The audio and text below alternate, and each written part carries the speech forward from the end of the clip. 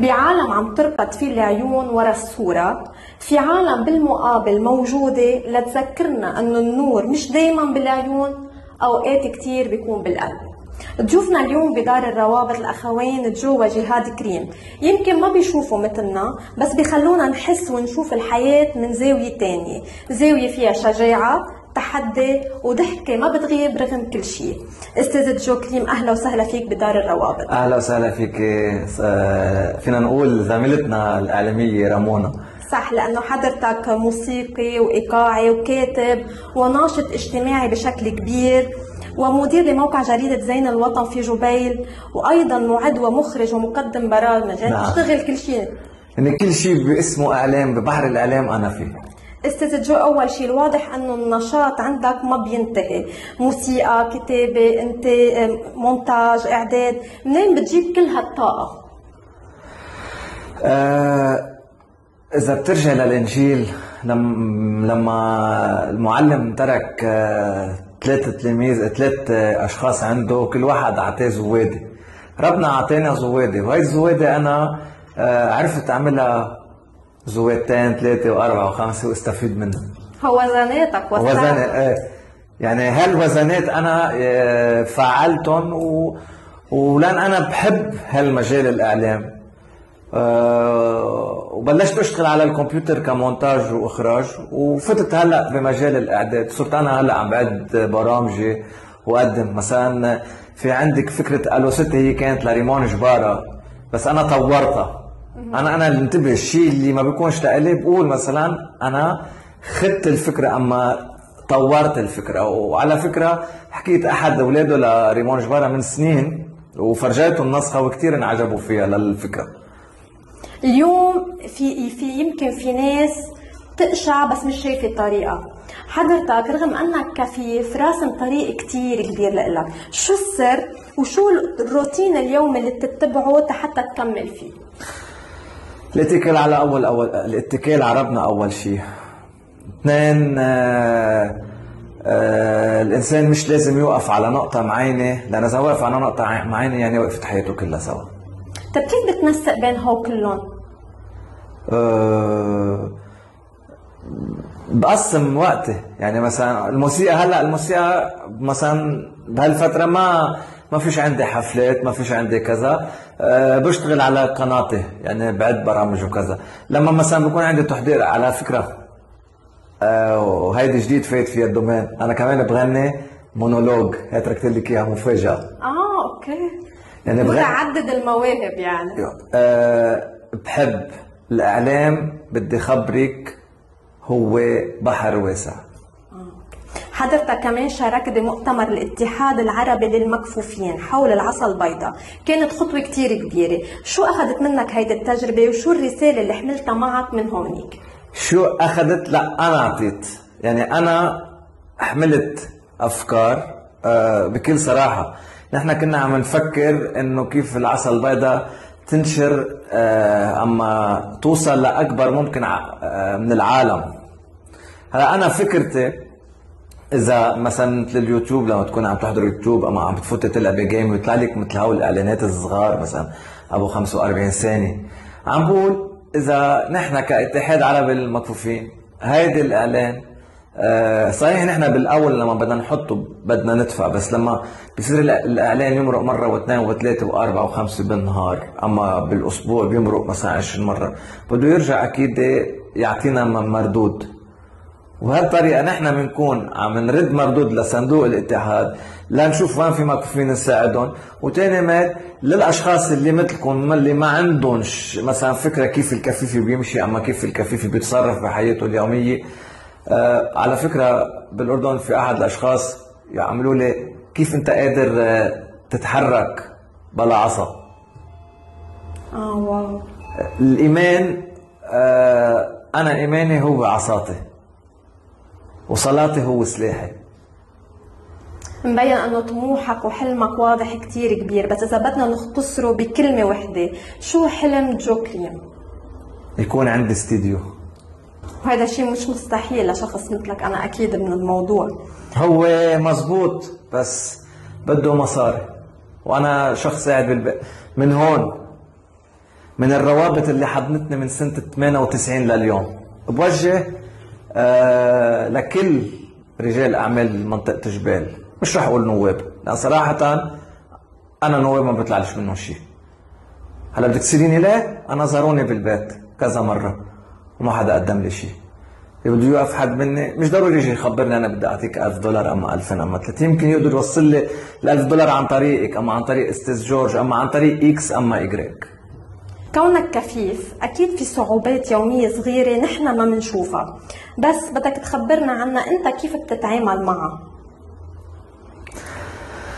ولا يا منى عم بتجربي تسأليني أسئلة، يعني أنا الأجوبة تبعها صارت ورا ظهري، لأن صارت مثل هي تحدي إذا بدك، صارت شيء عادي بالنسبة لي. يعني كيف أنت لما مثلا بتطلع بسيارتك وبتمشي، أما مثلا بتطلع من أوضة لأوضة، يعني أنا بقاش عندي صعوبات، بقاش حس إنه عندي صعوبات أما شيء. يعني يمكن إذا طلعت بريت بيتي بلاقي صعوبة لمدة 10 دقائق، بس مطرح ما يعني اعتبري رحت على بيروت، قعدت بمطرح ببيروت، أما قعدت بمطرح غريب هون هلا برميني 5، أنا ما بعرفش الديكور هون، برميني 5 دقائق روحة راجعة. إذا انقطعت الكهرباء أنت ما بتعرفش تمشي، أنا بعرف أمشي. مثل ما شفنا أنه كمان الموسيقى والإيقاع جزء من حياتك اليومية، بتحس أنه الإيقاع هو طريقة للتواصل مع العالم؟ الإيقاع هي حياتي كلها سوا.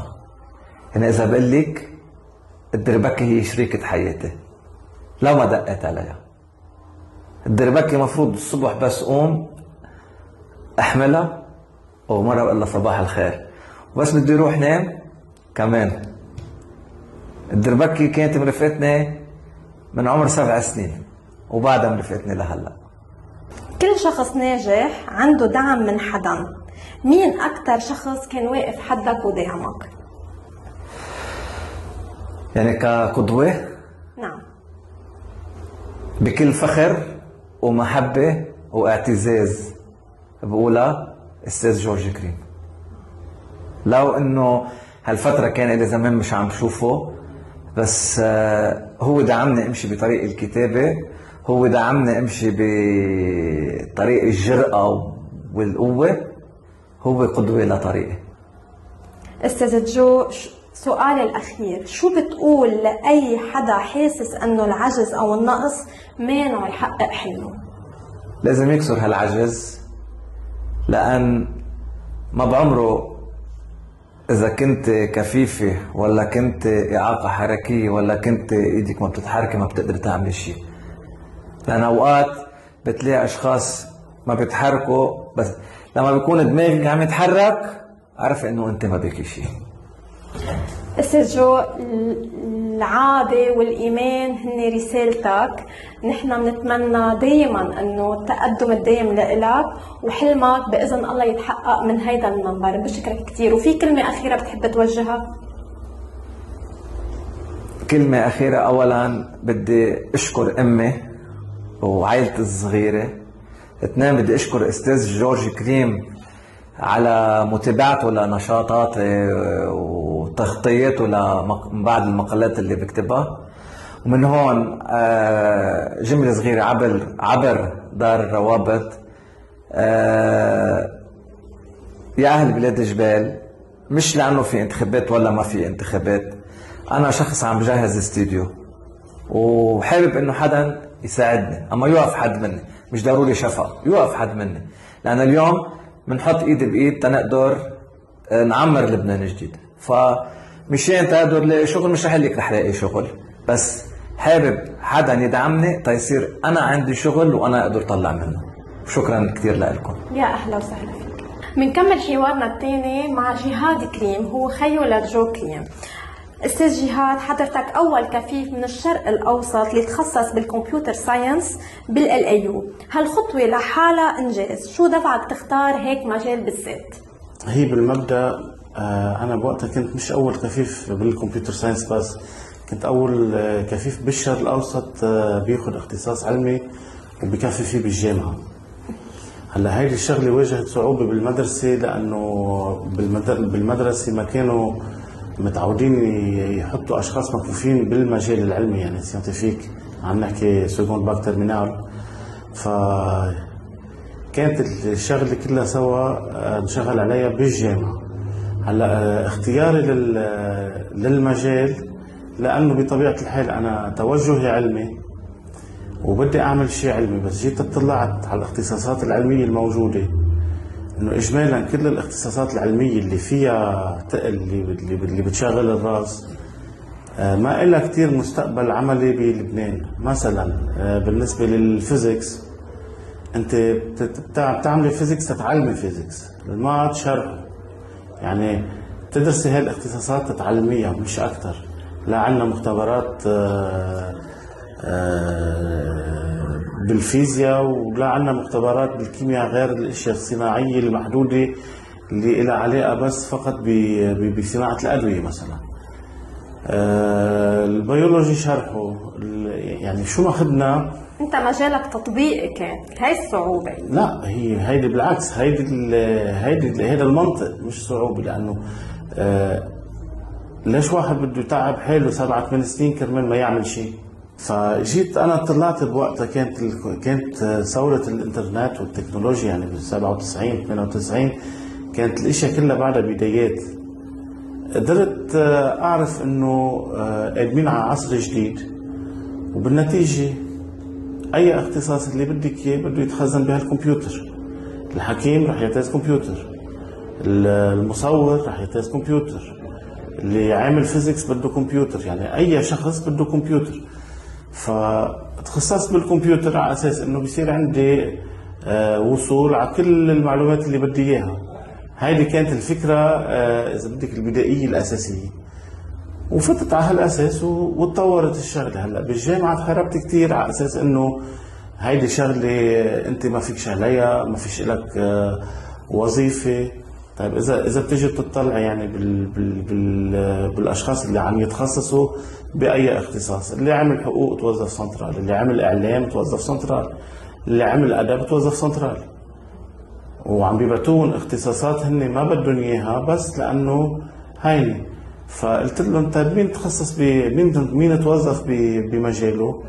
قال ما حدا. قلت له خلص، فاذا انا بتحمل مسؤوليتي، اتركوني اعمل بدي اياه. المفارقه كانت انه انا تخصصت بهذا المجال وتوظفت فيه. كيف بتشوف تاثير شغلك على ارض الواقع؟ تاثير شغلي على ارض الواقع، انا شغلي اساسا يعني انا بشغلي بيوقف الشغل اذا ما بشتغل. كمان بتشتغل على تقنيات، تطوير تقنيات للمكفوفين. خبرنا اكثر عن هيدا المشروع، شو الهدف منه وشو الحلم اللي بتسعى توصله من خلاله؟ هلا حلم بالمبدا ما فيش حلم بمعنى الحلم، يعني انه واحد بيشتغل تيحقق شغله ورا الثانيه. يعني بالنتيجه انت ماشي بعالم تكنولوجي، الشيء اللي عم بتطوريه اذا على بكره خلص دوره بتتركيه بتنقلي على غيره. الاشياء اللي عم بشتغل عليها انا هي كنايه عن اجهزه وبرمجيات بتسهل وصول الاشخاص المكفوفين على المعلومات الالكترونيه. يعني كل شيء اسمه ديجيتال ميديا، كل شيء اسمه قراءه على الكمبيوتر، استخدام الكمبيوتر، كل شيء من هالنوع في له طرق خاصه تا الاشخاص يقدروا يستخدموا الكمبيوتر او يوصلوا على الانترنت او يكفوا دراستهم. فهيدي البرامج بشتغل انا مع شركه موجوده بلبنان اسمها سايبر تك، بتشتغل ضمن هذا المجال، وبطور معهم هالاشياء اللي خاصه بالمكفوفين، ومنطور اجهزه ومنطور برامج. خبرني اكثر عن عوينات الميتا ريبن اللي انت استعملتها لوسيله مساعده. هلا عوينات الميتا ريبن هي نظاره ذكيه بالمبدا، امكانيه انها تصور وتقلك تحلل الصوره وتقلك شو موجود قدامك مثلا. عطيتها اهميه انه تساعد عالم المكفوفين بهالنقطه هيدي. يعني صارت تشرح لهم الانتوراج تبعهم. مثلا رح اعطيكي مثل مثل صغير. هي متى look and tell me what you see. I see a person sitting in a chair with another person standing in the background. There's a tripod in the middle of the room and a door on the left side. The room has a tiled floor and white walls. في باب على الشمال، ترايبود بالنص، حدا قاعد على الشمال وحدا واقف على اليمين. عم تعطيك صورة شاملة 3D للموقع اللي انت فيه، يعني قد ايه عم بتسهل. وحتى في اسأل تفاصيل تانية. هلا هيدي مش معمولة خصيصا للمكفوفين، فبتلاحظي انه بضل فيها قضايا محدودة. لانه مثلا ما بيعطوكي تنقول، ما بيقولوا لك شيء عن علبة دواء. اذا الذكاء الاصطناعي بيحدد انه الشيء اللي عم تسألي عنه دواء ما بيقرا، لان ما بيتحملوا انه يعطوا نصايح طبيه مثلا. هيدي شيء من قوانين الشركه اللي عملتها. مثلا ما بيعطوكي وصف دقيق للاشخاص، لانه بيعتبروا انه هيدي بتخص الخصوصيه. بس باقي متى بقى ممكن كتير، ممكن تسأليه عن منيو بالمطعم، ممكن تسأليه عن شيء قدامك على الطريق. يعني بتسهل لك حياتك. بتسهل أكيد. يعني بتخليك تشوف الزوايا اللي انت مش قادر تقشعها 100%. انت اليوم مش بس نموذج للكفيف الناجح، انما كمان قدوة لاي شاب طموح. بس اذا بدنا نعرف جهاد الشخص مش جهاد المهندس، شو اكثر شيء بيعطيك قوة تتكمل؟ شو اكثر شيء يعني يشمل ان الحياة بدك تكملي فيها، ما في شيء معين. يعني كل ظرف بيعطي حكمه بالنتيجة. أخيراً أستاذ جهاد، إذا فيك تطور تقنية جديدة للمكفوفين هي مثل حلم للمكفوفين، شو بتكون أول أداة أو ابتكار بتشوفه بالحياة اليومية؟ ليكي هذا السؤال صار كتير مهم، لأنه ما في شيء أنت ممكن تفكري فيه هلا وغيرك ما عم بيفكر فيه. يعني أي شيء بدي أقول لك إياه، في ناس هلا عم تشتغل عليه بالمختبرات. المهم نحن نلاقي هالاشياء ونستخدمها.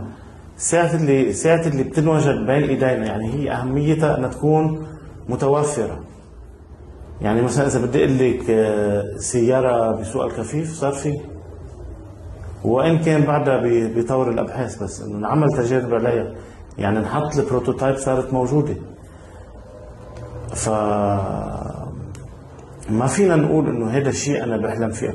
هلا الابتكار والانجاز ما بقى عامل فردي، صار نشاط جماعي.